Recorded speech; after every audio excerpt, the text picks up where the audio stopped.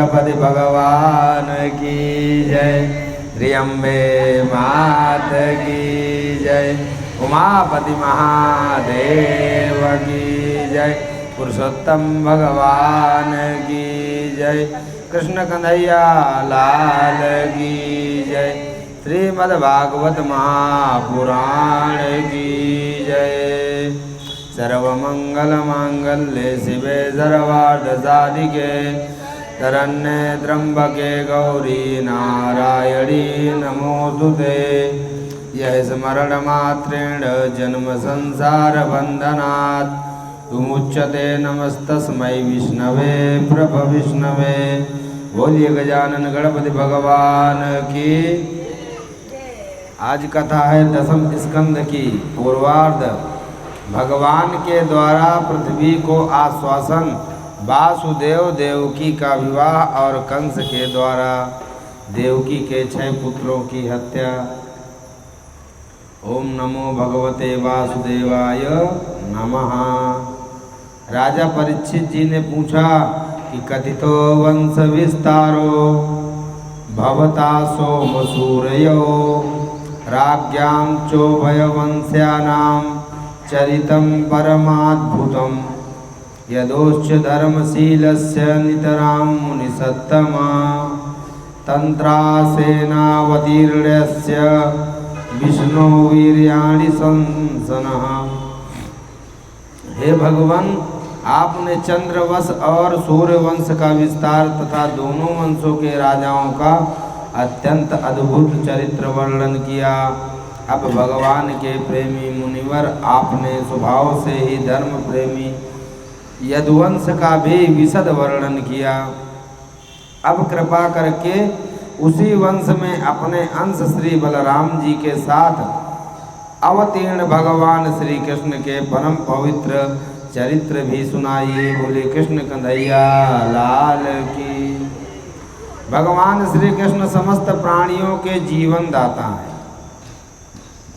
बहुत सी लीलाएं की, उनका विस्तार में हम लोगों को श्रवण कराइए। जिनकी तृष्णा प्यास सर्वदा के लिए बुझ चुकी है, वे जीवन मुक्त महापुरुष जिसका पूर्ण प्रेम से अतृप्त रहकर गान किया करते हैं, मुमुक्षु जनों के लिए जो भवरोग का रामबाण औषधि है। श्री कृष्ण तो मेरे कुलदेव ही हैं। जब कुरुक्षेत्र में महाभारत युद्ध हो रहा था और देवताओं को भी जीत लेने वाले भीष्म पितामह आदि अतिरथियों मेरे दादा पांडवों का युद्ध हो रहा था, उस समय कौरवों की सेना उनके लिए अपार समुद्र के समान थी, जिसमें भीष्म आदि वीर बड़े बड़े मच्छों के भी निगल जाने वाले तिमिंगिल मच्छों की भांति भय उत्पन्न कर रहे थे।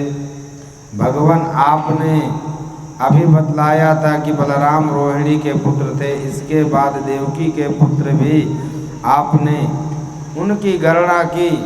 दूसरा शरीर धारण किए बिना 2 माताओं का पुत्र होना कैसे संभव है?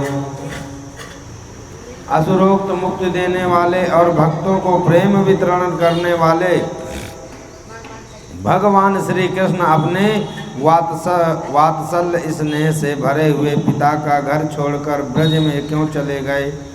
यदुवंश शिरोमणि भक्त वत्सल प्रभु ने नंद आदि गोप बंधुओं के साथ कहाँ कहाँ निवास किया? सुत जी कहते हैं कि एवं निशम भृगुनंदन साधुवादम वैयासके स भगवानथ विष्णुरातम पृथचर्य कृष्ण चरितम कलिकलम समगनम व्यारा तुमार भात भागवत प्रधान। सौनक जी, भगवान के प्रेमियों में अग्रण्य एवं सर्वज्ञ सुखदेव जी महाराज ने परीक्षित का ऐसा समीचीन प्रश्न सुनकर सभा में भगवान की लीला के वर्णन हेतु हुआ करता उनका अभिनंदन किया और भगवान श्री कृष्ण की लीलाओं का वर्णन प्रारंभ किया। भगवान सुखदेव जी कहते हैं कि सम्यग् वसिता बुद्धिस्तव राजर्षित सत्तम वासुदेव कथायाम ते यज्जता नैष्ठिकी रति। वासुदेव कथा प्रश्न पुरुषांस्त्रीन पुनीत ही वक्तारम प्रच्छकम श्रोतुम तत्पाद सलिलम यथा। भगवान ने लीला रस के राजर्ष तुमने जो कुछ निश्चय किया वह बहुत ही सुंदर है। परीक्षित, उस समय लाखों दैत्यों के दल ने घमंडी राजाओं का रूप धारण कर अपने भारी भार से पृथ्वी को आक्रांत कर रखा था। उससे त्राण पाने के लिए वह ब्रह्मा जी की शरण में गई। पृथ्वी ने उस समय गौ का रूप धारण कर रखा था। उसके नेत्रों से आंसू बह बह कर मुंह पर आ रहे थे। उसका मन तो खिन्न था, शरीर भी बहुत पुरुष हो गया था। वह बड़े करुण सुर से रंभा रही थी। ब्रह्मा जी के पास जाकर उसने उन्हें अपनी पूरी कष्ट कहानी सुनाई। ब्रह्मा जी ने बड़ी सहानुभूति के साथ उनकी दुख गाथा सुनी। उसके बाद वे भगवान शंकर स्वर्ग के अनन्य प्रमुख देवता तथा गौ के रूप में आई हुई पृथ्वी को अपने साथ लेकर क्षीर सागर के तट पर गए। भगवान देवताओं के भी आराध्य हैं। वे अपने भक्तों की समस्त अभिलाषाएं पूर्ण करते हैं तथा क्लेशों को नष्ट करते हैं। वे ही जगत के एकमात्र स्वामी हैं। क्षीर सागर पर तट पर पहुंचकर ब्रह्मा आदि देवताओं ने पुरुष सूक्त के द्वारा उन्हीं परम पुरुष सर्वण अंतर्यामी प्रभु की स्तुति की। देवताओं, मैंने भगवान की वाणी सुनी है, तुम लोग भी उसे मेरे द्वारा अभी सुन लो। फिर वैसा ही करो। उसके पालन में विलंब नहीं होना चाहिए। भगवान को पृथ्वी के कष्ट का पहले से ही पता है। वे ईश्वरों के भी ईश्वर हैं। अतः अपनी काल शक्ति के द्वारा पृथ्वी का भार हरण करते हुए वे जब तक पृथ्वी पर लीला करे तब तक तुम लोग भी अपने अपने अंश के साथ यदुकुल में जन्म लेकर उनकी लीला में सहयोग दो। वासुदेव जी के घर स्वयं पुरुषोत्तम भगवान प्रकट होंगे। उनकी और उनकी प्रियतमा श्री राधा की सेवा के लिए देवांगनाएं जन्म ग्रहण करें। स्वयं प्रकाश भगवान शेष भी जो भगवान की कला होने के कारण अनंत है, अनंत का अंश भी अनंत ही होता है। और जिनके सहस्त्र मुख भगवान के प्रिय कार्य करने के लिए उनसे पहले ही उनके बड़े भाइयों के रूप में अवतार ग्रहण करेंगे। भगवान की वह ऐश्वर्यशालिनी योग माया भी जिसने सारे जगत को मोहित कर रखा है, उनकी आज्ञा से उनकी लीला का कार्य संपन्न करने के लिए अंश रूप से अवतार ग्रहण करेगी। सुखदेव जी कहते हैं कि इत्यादि श्यामरगणान ब्रजापतिर्विर्भुभु आस्वाच्य च महीं गर्भे सुधाम परमं ययौ शूरसेनो यदुर्पतिर्मथुरा मासवन पुनीं मथुराच्छान शूरसेनाश्च विषयान बुभुजे पुरा। परीक्षित, प्रजापतियों के स्वामी भगवान ब्रह्मा जी ने देवताओं को इस प्रकार आज्ञा दी और पृथ्वी को समझा बुझाकर ढाढ़स बंधाया। इसके बाद वे अपने परम धाम को चले गए। प्राचीन काल में यदुवंशी राजा में शूरसेन भी मथुरापुरी में रहकर मथुरा मंडल और शूरसेन मंडल का राज्य शासन करते थे। समस्त यदुवंशी नरपतियों की राजधानी हो गई थी। भगवान श्री हरि सर्वदा वहीं विराजमान रहते। एक बार मथुरा में सूर्य के पुत्र वसुदेव जी का विवाह करके अपनी नवविवाहिता पत्नी देवकी के साथ घर जाने के लिए रथ पर सवार हुए। उग्रसेन का लड़का था कंस। उसने अपनी चचेरी बहन देवकी को प्रसन्न करने के लिए उसके रथ के घोड़ों की रास पकड़ ली। वह स्वयं ही रथ हाँकने लगा। यद्यपि उसके साथ सैकड़ों सोने के बने हुए रथ चल रहे थे। देवकी के पिता थे देवक। अपनी पुत्री पर उनका बड़ा प्रेम था। कन्या को विदा करते समय उन्होंने उसे सोने के हारों से अलंकृत 400 हाथी, 15,000 घोड़े, 1800 रथ तथा सुंदर सुंदर वस्त्र आभूषणों से भूषित 200 सुकुमारियां दासियां दहेज में दी। विदाई समय वर वधु के मंगल के लिए एक ही साथ शंख तुरही मृदंग दुंदुभिया बजने लगी। मार्ग में जिस समय घोड़ों की रास पकड़कर कंस रथ आंक रहा था, उस समय आकाशवाणी से संशोधन हुआ, अरे मूर्ख, जिसको तू रथ में बैठा कर लिए जा रहा है, उसकी 8वें गर्भ की संतान तुझे मार डालेगी। कंस बड़ा पापी और दुष्ट था, उसके दुष्टता की कोई सीमा न थी। भोजवंश का कलंक ही था। आकाशवाणी सुनते ही उसने तलवार खींच ली और बहन की चोटी पकड़कर उसे मारने के लिए तैयार हो गया।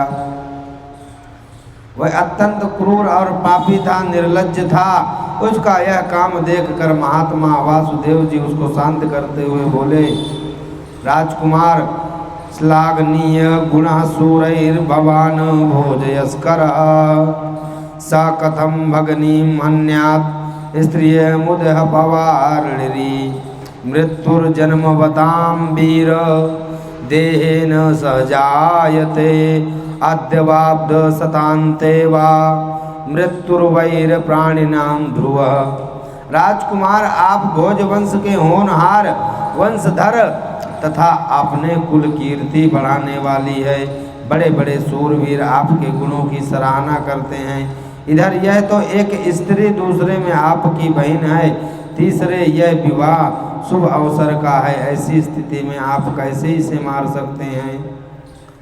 वीरवर जो जन्म लेते हैं उनके शरीर के साथ ही मृत्यु उत्पन्न होती है। आज हो या 100 वर्ष के बाद हो, जो प्राणी जन्म लिया है उसकी मृत्यु भी होगी। जब शरीर का अंत हो जाता है तब जीव अपने कर्म के अनुसार दूसरे शरीर का ग्रहण करके अपने पहले शरीर को छोड़ देता है। उसे विवश होकर ऐसा करना पड़ता है जैसे चलते समय मनुष्य एक पैर जमा कर ही दूसरा पैर उठाता है, और जो किसी गले तिनके को पकड़ लेती है वह तब पहले के पकड़े हुए तिनकों को छोड़ती है। वैसे ही जीव भी अपने कर्म के अनुसार किसी शरीर को प्राप्त करने के बाद ही इस शरीर को छोड़ता है। जैसे कोई पुरुष जागृत अवस्था में राजा के ऐश्वर्य को देख और इंद्री के ऐश्वर्य को सुनकर उसकी अभिलाषा करने लगता है और उसका चिंतन करते उन्हीं बातों में घूम मिलकर एक हो जाता है तथा स्वप्न में अपने राजा या इंद्र के स्वरूप में अनुभव करने लगता है। साथ ही अपने दरिद्रा अवस्था के शरीर को भूल जाता है। जीव का मन अनेक विकारों का पुंज है, अनेक विषयों से ग्रसित रहता है। जैसे सूर्य, चंद्रमा आदि चमकीली वस्तु में जल से भरे हुए घड़ों में या तेल आदि तरल पदार्थों में प्रतिबिंब होती है। हवा के झोंके से उनके जल आदि से हिलने डोलने पर उनके प्रतिबिंब वस्तुएं भी चंचल जान पड़ती हैं। वैसे ही ये जीव अपने स्वरूप के अज्ञान द्वारा रचे हुए शरीर में राग करके उसे अपना मान बैठता है। ये मेरे हाथ पैर हैं। सुखदेव जी कहते हैं कि एवं सा सभीर दर्भौ ध्यात्मानौ विदारुढ़ नान्य पर्वतत कौरव्य पुरुषा दान अनुव्रता। परिच्छेद इस प्रकार वसुदेव जी ने प्रशंसा आदि, सामनीति और भय आदि भेद नीति से कंस को बहुत समझाया, परंतु वह क्रूर तो राक्षसों का अनुयायी था। इसीलिए सज्जन पुरुष बैठे हों और असज्जन लोग बैठे हों तो पहले किसको प्रणाम करना चाहिए? सज्जन को नहीं। सज्जन को प्रणाम करो या ना करो, वो तो बेचारा सज्जन है पहले से ही, पर क्रूर आदमी को ना करो तो उसके मन में विस्मय पैदा हो जाएगा कि मैं इतना बड़ा और ये मेरे को प्रणाम भी नहीं किया, पहले उसको प्रणाम कर लिया। जब तुलसीदास जी रामचरितमानस का निर्माण कर रहे थे, लिख रहे थे, तब सबसे पहले उन्होंने किसको प्रणाम किया? खलुओं को। खलु लोग, गुंडा लोग। वसुदेव जी ने घोर संकल्प को नहीं छोड़ा और कंस का विकट हट देखकर यह विचार किया कि ये इस निश्चय पर पहुँचे बुद्धिमान पुरुष को जहाँ तक उसकी बुद्धि और बल साध्य मृत्यु को टालने का प्रयत्न करना चाहिए। इसलिए इस मृत्यु रूप कंस को अपने पुत्र देने की प्रतिज्ञा करके मैंने इस देवकी को बचा लूं। यदि मेरे लड़के होंगे और तब तक यह कंस स्वयं नहीं मर जाएगा तब क्या होगा? संभव है उल्टा ही हो, मेरा लड़का ही इसे मार डाले, क्योंकि विधाता के विधान का पार पाना बहुत कठिन है। मृत्यु सामने आकर भी टल जाती है और टली हुई भी लौट आती है। जिस समय वन में आग लगती है उस समय कौन सी लकड़ी जले और कौन सी ना जले, दूर की जान जाए और पास की बच रहे, इन सब बातों में अदृष्ट के सिवा और कोई कारण नहीं। वसुदेव जी ने कहा, हे सौम्य, आपको देवकी से तो कोई भय नहीं, जैसा कि आकाशवाणी ने कहा कि भय है तो पुत्रों से, तो पुत्र मैं आपको लाकर सौंप दूंगा और आप मार देना। सुखदेव जी कहते, परीक्षित, कंस जानता था कि वसुदेव के वचन झूठे नहीं होते, क्योंकि तपस्वी हैं, यह युक्ति संगत भी है, इसलिए अपनी बहन देवकी को मारने का विचार कंस ने छोड़ दिया। और इससे वसुदेव जी बहुत प्रसन्न हुए और उनकी प्रशंसा करके अपने घर चले आए। देवकी बड़ी सती साध्वी थी, सारे देवता उसके शरीर में निवास करते थे। समय आने पर देवकी के गर्भ से प्रतिवर्ष एक एक करके 8 पुत्र तथा एक कन्या उत्पन्न हुई। पहले पुत्र का नाम था कीर्तिमान। वसुदेव जी उसे लाकर कंस को दे दिया। ऐसा करते समय उन्हें कष्ट तो अवश्य हुआ, परंतु उससे भी बड़ा कष्ट उन्हें इस बात का था कि कहीं मेरे वचन झूठे न हो जाएं। इसीलिए 4 युग हैं, चारों युग में धर्म के चारों पैर थे, और कलयुग में एक ही बचा है दान। और सत्य कहाँ कोई बोलता है, झूठा ही झूठ का। फोन में फ़ोन करो तो पट दे, ये भी एक झूठ यंत्र है झूठ बोलने का। कहीं रहेंगे, कहीं बताएंगे, कहीं। और दया आज कहीं कहीं देखने को मिलती है। रोड पे गलती से किसी का एक्सीडेंट हो जाए, भले ही गलती से, पर अगर वो कमज़ोर है तो सामने वाला उसको अवश्य ही दबाएगा। तो ऐसे धर्म के एक ही चरण है दान, और वो भी धीरे धीरे समाप्त हो रहा है, क्योंकि कुछ मंद बुद्धि लोग भगवान पर ही टिप्पणी करने लगते हैं। आजकल क्या चाहिए? चमत्कार। भगवान प्रकट हो, खंबा फाड़गे तो भगवान आए, धरती उलट जाए, इधर का उधर हो जाए, कुछ ऐसा चमत्कार हो जाए तो भगवान है। नहीं है।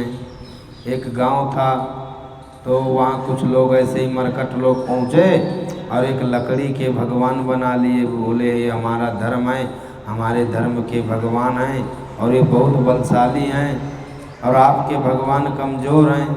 तो बोले कैसे? बोले चलो परीक्षा लेते हैं। तो भगवान राम जी की मूर्ति, तांबे की अष्टधातु की मूर्ति, तो बोले जिसका भगवान नदी में तैर जाएगा वो भगवान ओरिजिनल। अब वो लकड़ी की भगवान, उनके भगवान की लकड़ी की मूर्ति, और हमारे राम जी की अष्टधातु की तांबे की मूर्ति तो डूब गई और लकड़ी ऊपर तैर गई। तो सब कोई बोले वाह वाह वाह वाह, ये तो इनके असली भगवान है, हमारे डूब गए, तैर ही नहीं पाए। तो उन्हीं में से कोई एक बुद्धिमान बोला, भाई हमारे में तो अग्नि परीक्षा होती है, जल की परीक्षा नहीं, अग्नि परीक्षा। तो अग्नि जलाए और लकड़ी के भगवान और राष्ट्र धातु तांबे के राम जी रख दिए। वो लकड़ी के तो जल के धुआं हो गए और राम जी पीतल के तो सो निकल आए। बोले नहीं हमारे भगवान आग से जल के फिर भी नहीं जले। तो ऐसे ऐसे मंद बुद्धि लोग हैं।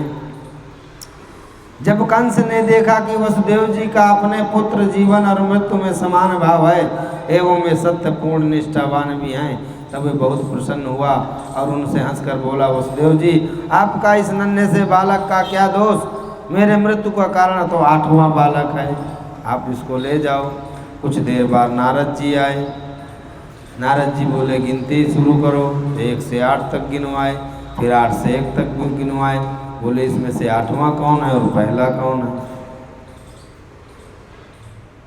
क्योंकि नारद जी सोचते थे पाप नहीं करेगा तो भगवान जल्दी अवतरणी नहीं होगी।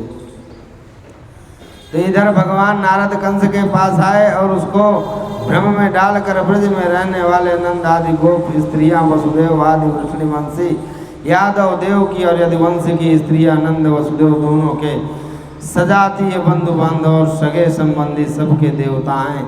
जो समय तुम्हारी सेवा कर रहे हैं वे भी देवता हैं। उन्हें यह भी बतलाया कि दैत्यों के कारण पृथ्वी का भार बढ़ गया है, इसीलिए तो देवता लोग की ओर से वध की तैयारी की जा रही है।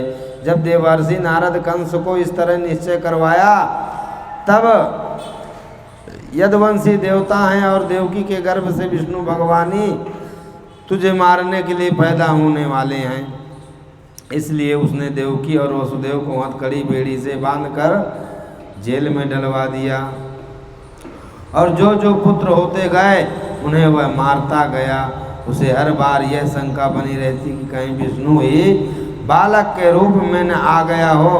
परीक्षित, पृथ्वी यह बात प्रायः देखी जाती है कि अपने प्राणों का ही पोषण करने वाले लोभी राजा अपने स्वार्थ के लिए माता पिता भाई बंधु और अत्यंत हितैषी इष्ट मित्रों की भी हत्या कर देते हैं।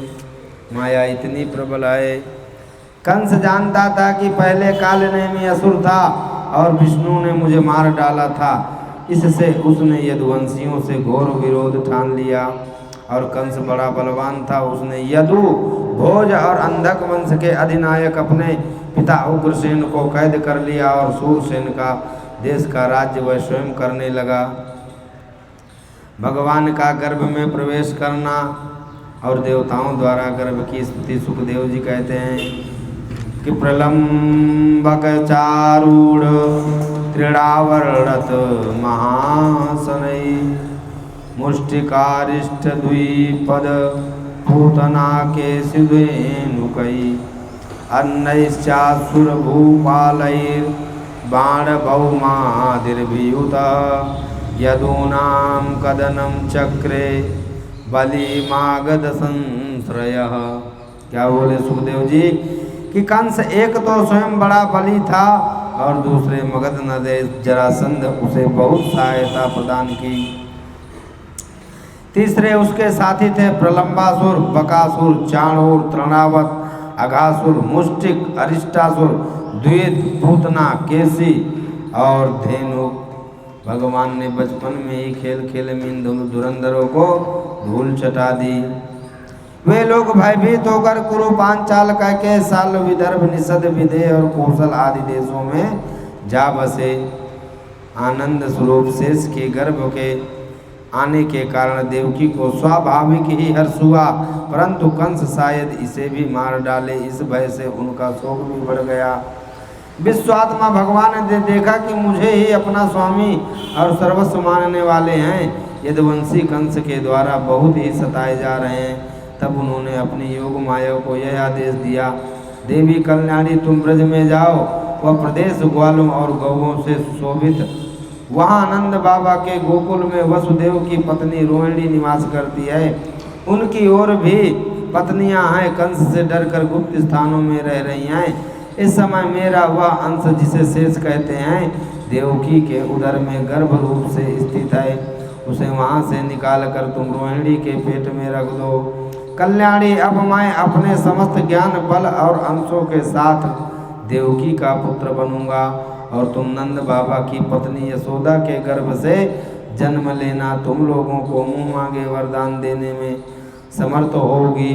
मनुष्य तुम्हें अपनी समस्त अभिलाषाओं से पूर्ण करने वाली जानकर धूप दीप नैवेद्य एवं कई प्रकार की सामग्रियों से तुम्हारी पूजा करेंगे और पृथ्वी में लोग तुम्हारे लिए बहुत से स्थान बनाएंगे और तुम्हारे नाम दुर्गा, भद्रकाली, विजया, वैष्णवी, कुमुदा, चंडिका, कृष्णा, माधवी, कन्या, माया, नारायणी, ईशानी, शारदा और अंबिका आदि बहुत से नामों से पुकारेंगे। बोलिए श्री अम्बे मात की।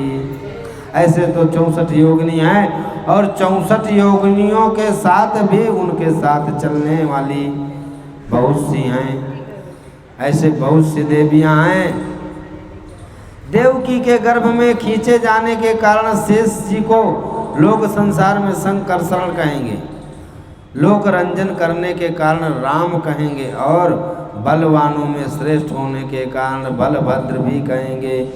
और जब भगवान ने इस प्रकार आदेश दिया तब योग माया ने जो आज्ञा ऐसा कहकर उनकी बात सिरोधार्य की। जब योग माया ने देवकी का गर्भ ले जाकर रोहिणी के उदर में रख दिया तब पुरवासी बड़े दुख के साथ आपस में कहने लगे, हाय बेचारी देवकी का यह गर्भ तो नष्ट हो गया।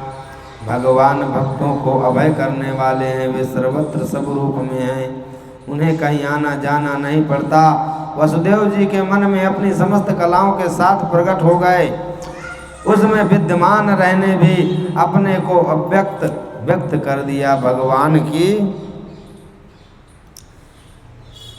समान तेजस्वी हो गए, उन्हें देखकर लोगों की आंखें चौंधिया जाती, कोई भी अपने बलवाणी या प्रभाव से उन्हें दबा नहीं सकता था।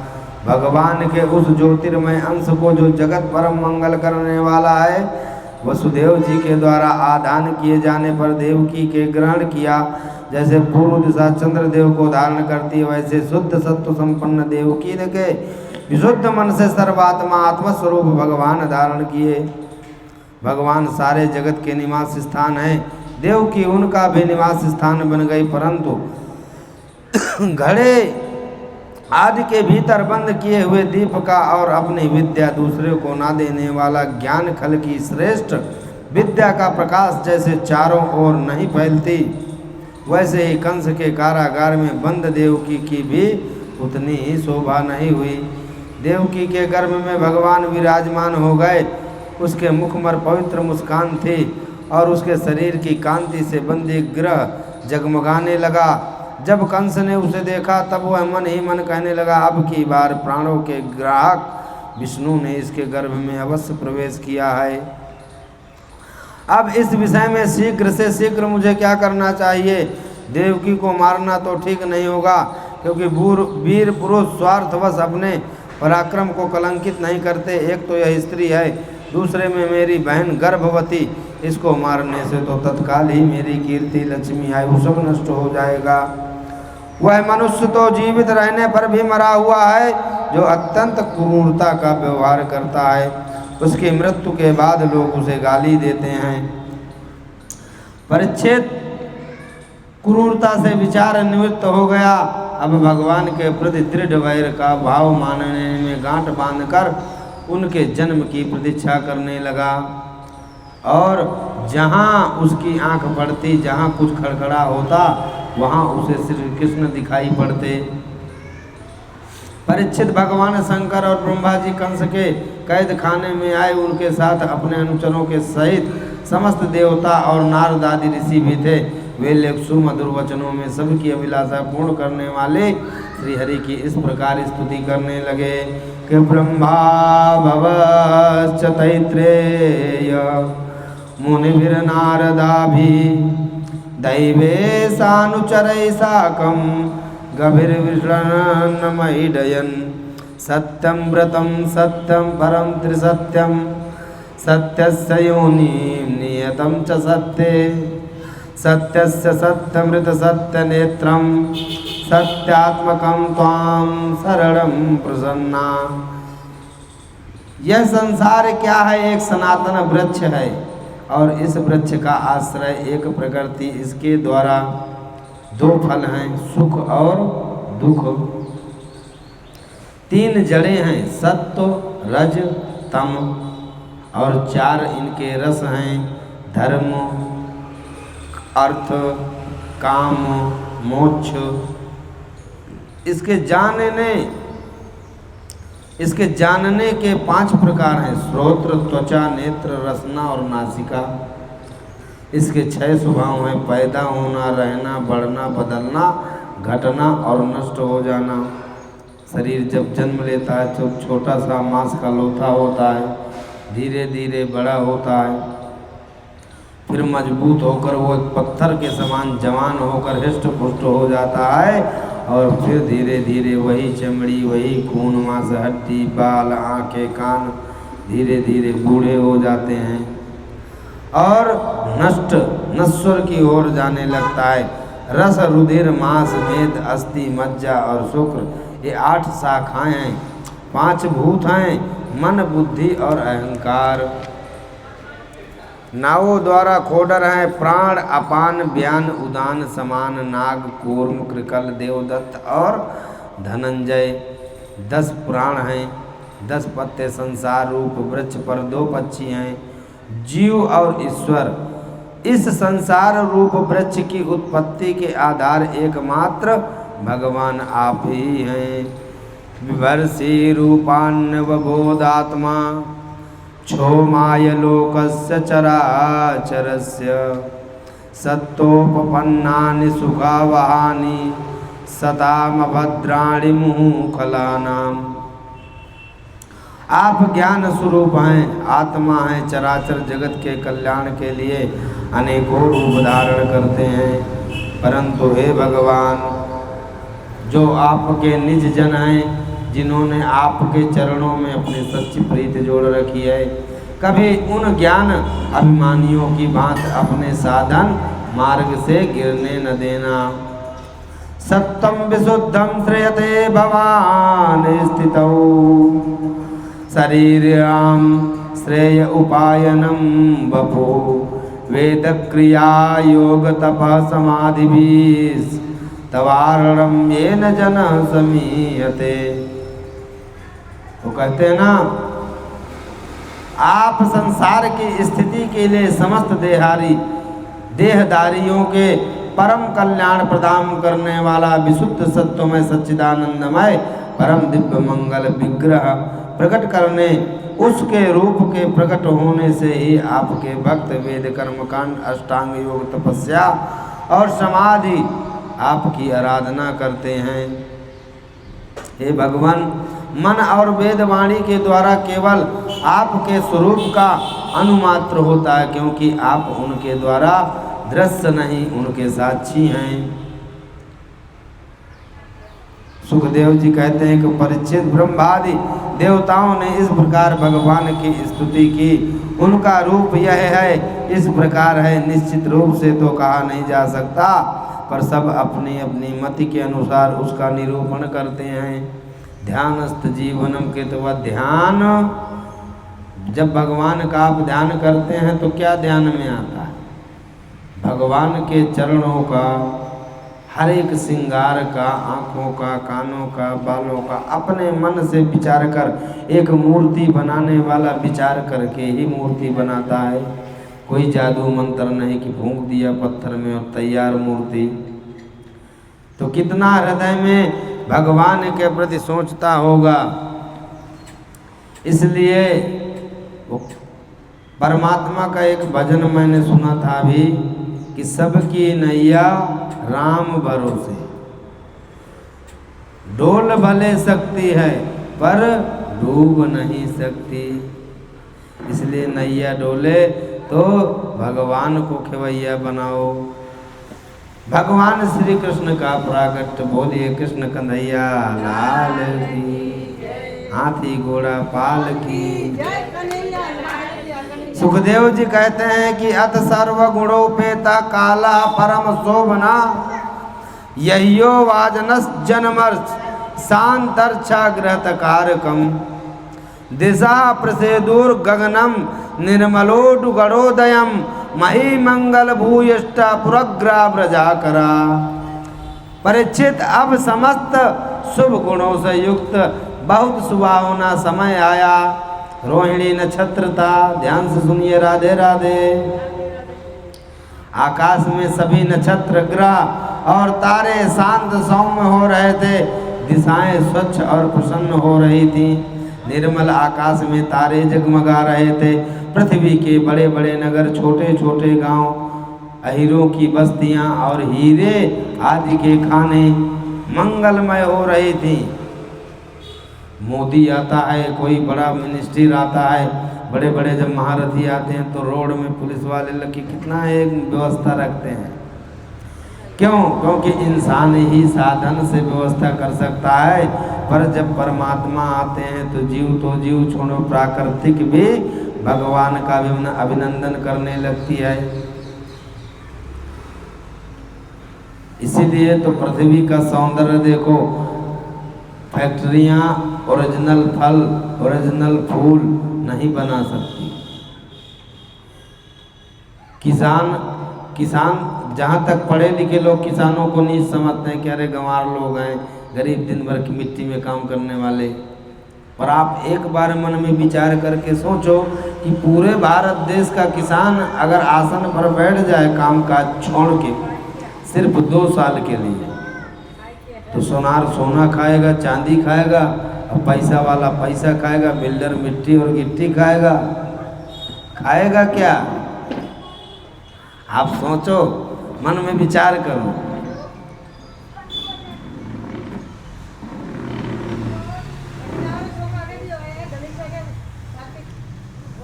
संत पुरुष पहले से ही चाहते थे कि असुरों की बढ़ती ना होने पाए। अब उनका मन सहसा प्रसन्नता से भर गया। जिस समय भगवान के आविर्भाव का अवसर आया, स्वर्ग में देवताओं की दुंदुभियाँ बजने लगी। किन्नर और गंधर्व मधुर स्वर में गाने लगे तथा सिद्धि और चारण भगवान के मंगलमय गुणों की तथा सिद्धि स्तुति करने लगे। विद्याधारी अप्सराओं के साथ नाचने लगी, आनंद से भरकर पुष्पों की वर्षा करने लगे। वसुदेव जी ने देखा कि उनके सामने एक अद्भुत बालक है, उसके नेत्र कमल के समान कोमल और विशाल है। बोलिए कृष्ण कन्हैया लाल की। हाँ, उस हाथी घोड़ा पाल की जय कन्हैया, नंद के घर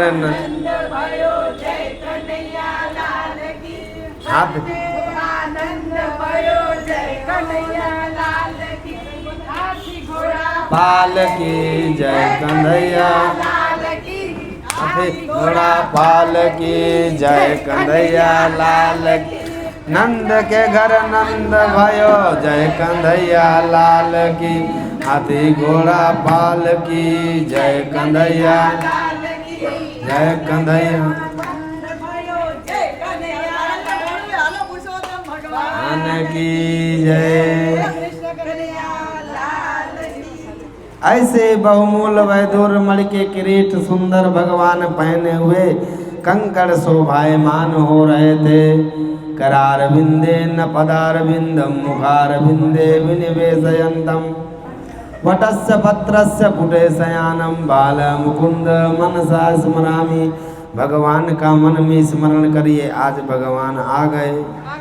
जब वसुदेव जी ने देखा कि मेरे पुत्र के रूप में तो स्वयं भगवान आए हैं, तब तो उन्हें असीम आश्चर्य हुआ। फिर आनंद से उनकी आंखें खिल उठी, उनका रोम रोम परमानंद में मग्न हो गया। भगवान श्री कृष्ण का जन्मोत्सव मनाने की उतावली में उन्होंने उसी समय ब्राह्मणों के लिए 10,000 गायों का संकल्प कर दिया। बोलिए कृष्ण कन्हैया लाल की।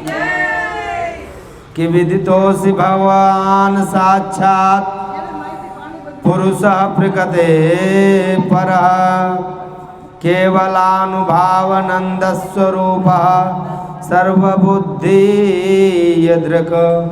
वासुदेव जी ने कहा, मैं समझ गया कि आप प्रकृति से अति साक्षात पुरुषोत्तम हैं।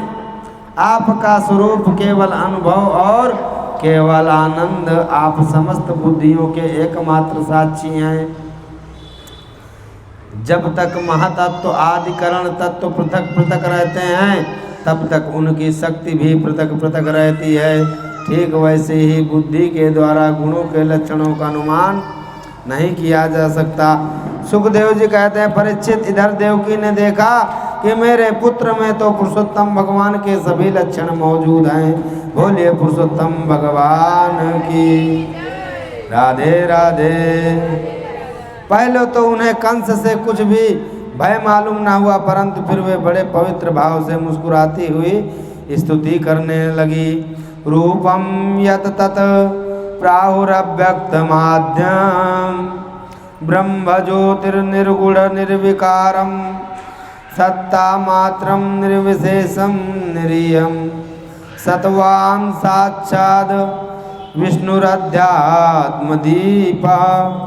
हे प्रभु, वेदों ने आपके जिस रूप को अव्यक्त किया है, जिसे विशेषण रहित अनिवर्चनीय निष्क्रिय एवं केवल विशुद्ध सत्ता के रूप में कहा गया है, वही बुद्धि आदि के प्रशासक भगवान विष्णु आप स्वयं हैं।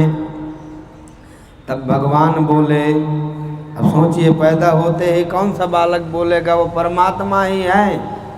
हम लोगों के थोड़ा कष्ट पड़ा तो हम लोग हाय राम बहुत भारी कष्ट है। लेकिन भगवान सोचिए, जेल में ही पैदा हुए, वो भी चारों तरफ मृत्यु खड़ी थी, है ना। हमें बिना चप्पल के 2 किलोमीटर चलना हो तो हाय राम, पर सीता माता राजा राम भगवान भाई लक्ष्मण 14 वर्ष तक बिना चप्पल जूते के, बिना बिछौने के, बिना अन्न पानी के कैसे रहे। उनसे बड़े तो हम और सुकोमल नहीं थे। और परमात्मा तो परमात्मा, उनका सुकोमल पैर। चक्रवर्ती राजा, एक चक्रवर्ती राजा की पत्नी और एक चक्रवर्ती राजा की लड़की, फिर भी सोचो अपने पति के साथ 14 वर्षों तक कैसे रही। आजकल की पत्नियां ऑफिस जाकर टिफिन दे आए तो इतना ही बहुत, राधे राधे। तुम्हें मेरे भगवान बोले, देवी स्वयंभू मनवंतर में जब तुम्हारा पहला जन्म हुआ था, उस समय तुम्हारा नाम था कृष्णी और ये वसुदेव थे सुतपा नाम के प्रजापति थे। तुम दोनों ने हृदय बड़े ही शुद्ध थे। तब ब्रह्मा जी ने तुम दोनों को संतान उत्पन्न करने की आज्ञा दी। तब तुम लोगों ने इंद्रियों का दमन करके उत्कृष्ट तपस्या, वर्षा, वायु, धाम, शीत, उष्ण और काल के विभिन्न गुणों का सहन किया। प्राणायाम के द्वारा अपने मन को धो डाला। पुण्यमयी देवी, उस समय मैं तुम दोनों पर प्रसन्न होकर तपस्या, श्रद्धा और प्रेममयी भक्ति के हृदय में नित्य निरंतर मेरी भावना की थी। उस समय तुम दोनों की अभिलाषा पूर्ण करने के लिए वर देने वालों का राजा मैं इसी रूप से तुम्हारे सामने प्रकट हुआ। तुम्हारी जो इच्छा हो मांग लो। तब तुम दोनों ने मेरे जैसा पुत्र मांगा था, इसीलिए तुम्हें मेरे जैसा पुत्र होने का वर प्राप्त हो गया। और मैं वहाँ से सकल मनोरथ होकर तुम लोग विषयों का भोग करने लगे।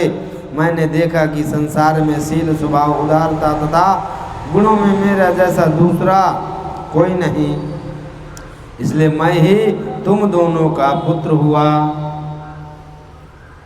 सती देवी देवकी, तुम्हारे इस तीसरे जन्म में भी मैं उसी रूप के फिर तुम्हारा पुत्र हुआ हूँ। मेरी वाणी सर्वदा सत्य होती है।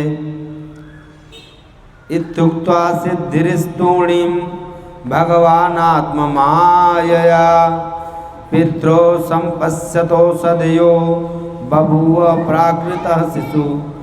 सुखदेव जी कहते हैं कि भगवान इतना कहकर चुप हो गए और उन्होंने अपनी योग माया से पिता माता के देखते देखते तुरंत एक साधारण शिशु का रूप धारण कर लिया। तब वसुदेव जी ने भगवान की प्रेरणा से अपने पुत्र को लेकर सूतिका ग्रह से बाहर निकलने की इच्छा की। उसी समय नंद पत्नी यशोदा के गर्भ से योग माया का जन्म हुआ। बोलिए योग माया की राधे राधे। उसी योग माया ने द्वारपाल और पूर्ववासियों की समस्त इंद्रियों और वृत्तियों की चेतना हर ली। वे सब के सब अचेत हो गए और सो गए। बंदी गृह के सभी दरवाजे बंद थे, अपने आप खुल गए। परंतु वसुदेव जी भगवान श्री कृष्ण को गोद में लेकर ज्यों ही उनके निकट पहुँचे त्यों ही वे सब दरवाजे आप से आप खुल गए। ठीक वैसे ही जैसे सूर्य उदय होते ही अंधकार भग जाता है। और भगवान को टोकरे में लेकर धीरे धीरे यमुना तट से भगवान को माता यमुना ने भी भगवान को मार्ग दे दिया। वसुदेव जी नंद बाबा के गोकुल में जाकर देखा कि सब के सब गोप नींद से अचेत पड़े हुए हैं। और उन्होंने पुत्र को यशोदा जी की सैया पर सुला दिया और कन्या को उठाकर जेल में पहुंचकर वसुदेव जी ने उस कन्या को देवकी की सैया पर सुला दिया और अपने पैरों में बेड़ियां डाल ली तथा पहले की तरह वे बंदी गृह बंद हो गए। उधर नंद पत्नी यशोदा जी को इतना तो मालूम ही हुआ कि कोई संतान हुई है, परंतु वह यह न जान सके कि पुत्र हुई है या पुत्री। दूसरे योग माया ने उन्हें अचेत कर दिया था। तब सुखदेव जी कहते हैं कि बहिरंतःपुरं द्वारा सर्वा पूर्ववदावृता ततो बालध्वनिं श्रुत्वा गृहपाला समुस्थिता। वाह, इतने अच्छे से श्लोक बोलता हूँ, आप श्रवण करिए। कानेन्द्रिय से एक बकरी थी, जंगल में चल रही थी।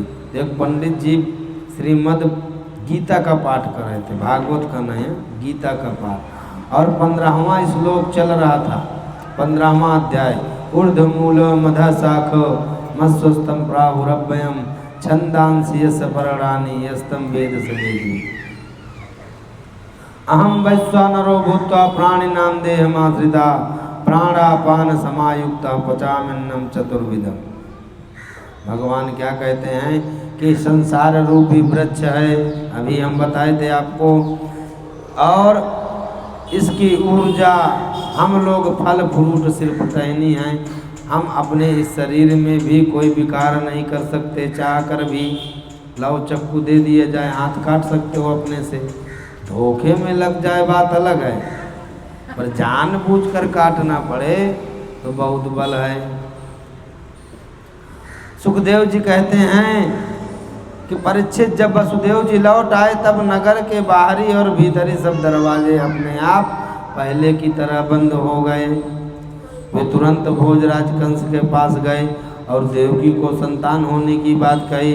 कंस तो बड़ी आकुलता और घबराहट के साथ बात की प्रतीक्षा कर रहा था। द्वारपालों की बात सुनते ही वह झटपट पलंग से उठ खड़ा हुआ और शीघ्रता से सूतिका गृह की ओर झपटा। इस बार तो मेरे काल का जन्म हुआ है, 8वां पुत्र, यह सोचकर वह विहल हो रहा था। और रास्ते में कई जगह वह लड़खड़ा कर गिरते पड़ते बंदी गृह तक पहुंचा। और सती देवकी ने बड़े दुख और करुणा के साथ अपने भाई कंस से कहा, मेरे हितैषी भाई, यह तो कन्या हुई, तुम्हारी पुत्र वधू के समान स्त्री जाति की है, तुम्हें स्त्री की हत्या कदापि नहीं करनी चाहिए। भैया, तुमने दैववश मेरे बहुत से अग्नि के समान तेजस्वी बालक मार डाले, साथ साथ पुत्रों को छीन लिया। अब तो ये कन्या बची है, इसे तो मुझे दे दो। अवश्य ही मैं तुम्हारी छोटी बहन हूँ, मेरे बहुत से बच्चे मर गए, इसलिए मैं अत्यंत दीन हूँ। मेरे प्यारे और समर्थ भाई, तुम मुझ मंद भागिनों को यह अंतिम संतान अवश्य दे दो। सुखदेव जी कहते हैं कि उपगुह्यात्मजामेवं रुदत्यादीन दीनवत याचितास्तां निर्भर्त्यस हतस्तादाचिचेद खला तां गृहीत्वा चरणयोर्जात मात्रां स्वासु सुतां अपोथयाच्छिला पृष्ठे स्वार्थोन्मूलहित सौहृद। कन्या को अपनी गोद में छिपाकर देवकी जी ने अत्यंत दीनता के साथ रोते रोते याचना की, परंतु कंस बड़ा दुष्ट था। उसने देवकी को झिटक कर उनके हाथ से वह कन्या छीन ली और अपनी उस नन्ही सी नवजात भानजी के पैर पकड़कर कंस ने उसे बड़े जोर से एक चट्टान पर दे मारा, परंतु स्वार्थ ने उसके हृदय सौहार्द को समूल उखाड़ फेंका। परंतु भगवान श्री कृष्ण की वह छोटी बहन साधारण कन्या तो थी नहीं, देवी थी। उसके हाथ से छूटकर तुरंत आकाश में चली गई और अपने बड़े बड़े हाथों से आयुध लिए दिख पड़ी। वह दिव्य माला, वस्त्र, चंदन और मणिमय आभूषणों से सुशोभित धनुष, त्रिशूल, बाण, तलवार, शंख, चक्र और गदा ये 8 आयुध थे, सिद्ध चरण गंधर्व अप्सरा किन्नर और नागगण, अब बहुत भेंट की सामग्री। तेरे पूर्व जन का, अरे मूर्ख तू मुझे क्या मारेगा, मुझे मारने से तुझे क्या मिलेगा। तेरे पूर्व जन्म का शत्रु तुझे मारने के लिए किसी स्थान पर पैदा हो चुका है। अब तू व्यर्थ निर्दोष बालकों की हत्या ना किया कर। कंस इस प्रकार कहकर भगवती योग माया वहां से अंतर्धान हो गई। बोलिए श्री अम्बे मात की। और देवकी की यह बात सुनकर कंस को असीम आश्चर्य हुआ। उसने उसी समय देवकी और वसुदेव को कैद से छोड़ दिया और बड़ी नम्रता से उनसे कहा, मेरी प्यारी बहन और बहनों जी, हाय हाय, मैं बड़ा पापी हूँ। राक्षस जैसे अपने ही बच्चों को मार डालता, वैसे ही मैंने तुम्हारे बहुत से बच्चों को मार डाला। मुझे इस बात का खेद है। मैं इतना दुष्ट हूँ कि करुणा का तो मुझ में लेस भी नहीं। अपने भाई बंधु और हितैषियों का त्याग कर दिया। जो लोग इस तत्व को नहीं जानते वो अनात्मा शरीर को ही आत्मा मान बैठते हैं। यही उल्टी बुद्धि अथवा अज्ञान है। इसी के कारण जन्म और मृत्यु होते हैं। इसीलिए गीता में पहले कर्म, फिर भक्ति और फिर ज्ञान का उदय होता है। और जब ज्ञान का उदय होता है तो ज्ञान का उदय मतलब बहुत सी विद्याएं प्राप्त कर लेना नहीं। ज्ञान का मतलब भगवान का अंश का उदय हो जाना, आत्मज्ञान का परिपक्व परिचय हो जाना। मेरी प्यारी बहन, यद्यपि मैंने तुम्हारे पुत्रों को मार डाला, फिर भी तुम उनके लिए शोक न करो, क्योंकि सभी प्राणियों को विवश होकर अपने कर्मों का फल भोगना पड़ता है। सुखदेव जी कहते हैं कि परीक्षित, जब वसुदेव और देवकी ने इस प्रकार प्रसन्न होकर निष्कपट भाव से कंस के साथ बातचीत की, तब उनसे अनुमति देकर वह अपने महल में चला गया। और भोजराज, यदि ऐसी बात है तो आज ही बड़े नगरों में अब क्या किया। उसके मन में विचित्र आया कि योग माया कह गई कि तुझे मारने वाला जन्म ले चुका है, तो 100 किलोमीटर के अंतर्गत उस समय उस नक्षत्र में जन्मे हुए सारे बालकों को मरवा डाला। शरीर भीरु देवगण युद्ध करने का ही क्या करेंगे। आपके धनुष की टंकार सुनकर सदा सर्वदा घबराए रहते हैं। जिस समय युद्ध भूमि में चोट पर चोट लगने, बाण वर्षा से घायल होकर अपने प्राणों की रक्षा के लिए समरांगण छोड़ दिया, तब देवता लोग परायण होकर इधर उधर भाग जाते हैं। आप उन शत्रुओं को नहीं मारते जो अस्त्र शस्त्र भूल गए हों, जिनका रथ टूट गया हो, जो डर गए हों, जो लोग युद्ध छोड़कर अनमास्क भाग गए हों, जिनका धनुष टूट गया हो। देवता तो बस वही वीर बनते हैं जहाँ कोई लड़ाई झगड़ा ना हो। सुखदेव जी कहते हैं, परीक्षित, एक तो कंस की बुद्धि स्वयं ही बिगड़ी हुई थी, फिर उसे मंत्री ऐसे मिले थे जो उससे भी बढ़कर दुष्ट थे, और इस प्रकार उनके सलाह करके काल के फंदे से फंसे हुए असुर कंस ने यही ठीक समझा।